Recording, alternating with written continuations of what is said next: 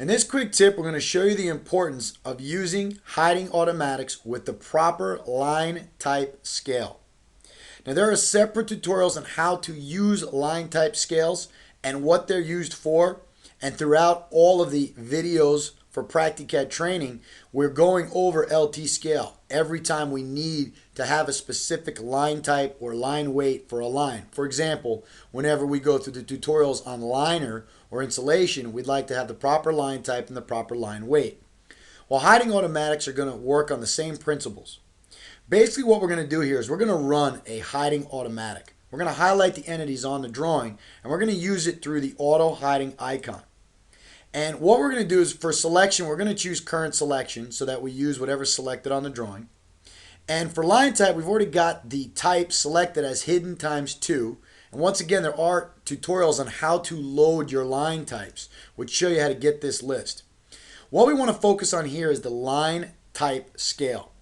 Now, in the exercises and videos on how to create a line type scale, we explain how PractiCAD will utilize these line type scales to allow you to modify the view, or in the case of a hidden times 2 line type, the spacing between the dashes.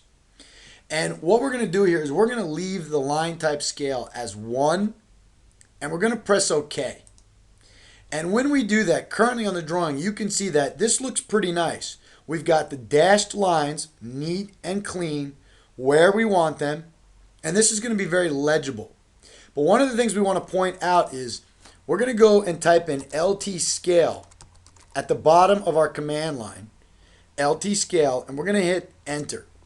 And you can see right here that PractiCAD is listing the line type scale factor of the drawing currently. Whatever's in these parentheses is what the LTScale of the drawing is currently. And the drawing is currently at 12. And the reason why we can see these lines clear, the spacing between these hidden lines, is a factor between what the drawing's LTScale is set to, which is 12, and what LTScale you've got inside your auto hiding automatics.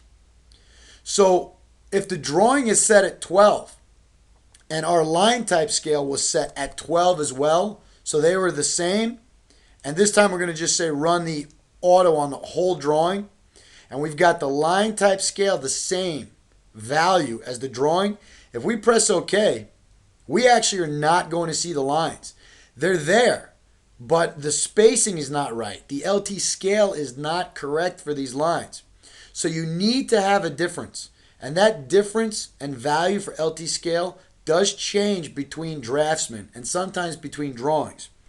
Often we just leave the automatic always set at 1, and the template drawing, and there's video tutorials on how to build a template, we usually save the LTScale of our template at a good value so that the difference between our automatics for hiding and the LTScale of the drawing are going to allow us to easily display those hidden lines.